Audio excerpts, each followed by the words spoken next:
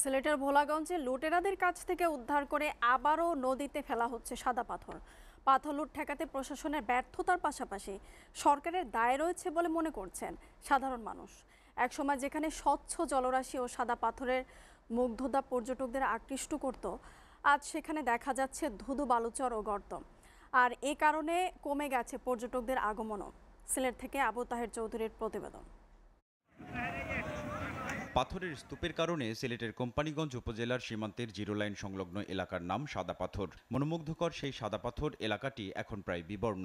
যে সৌন্দর্য দেখার জন্য দেশ এবং দেশের বাইরের নানা প্রান্ত থেকে পর্যটকরা ছুটে আসেন, তা মাটি খুঁড়ে নিয়ে গেছে লুটেরারা। আর লুটপাট দেখে হতাশ সচেতন নগরবাসী ও পর্যটকরা। এখন এটা একটা পর্যটক প্লেস আর এটা পাবলিক প্লেস।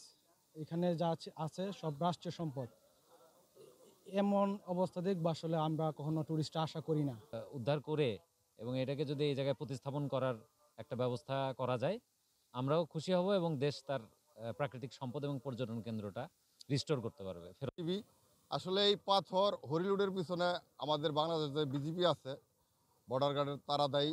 সচেতন নাগরিক সমাজের অভিযোগ, পাথর লুট ঠেকাতে না পেরে প্রশাসন চরম ব্যর্থতার পরিচয় দিয়েছে।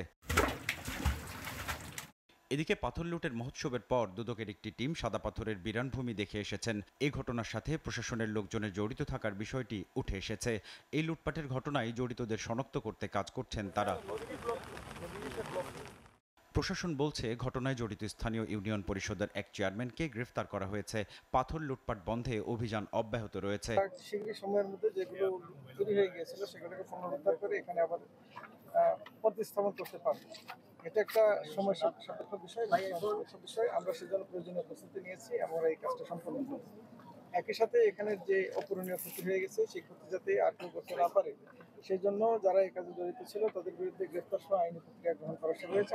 পরিবেশ কর্মী ও নগরবাসী মনে করেন, সরকারের শক্ত অবস্থান না হলে ভবিষ্যতে পরিবেশ ধ্বংসের পাশাপাশি অর্থনৈতিকভাবে সিলেটের পর্যটন শিল্প চরম ক্ষতির মুখে পড়বে। SATV news desk.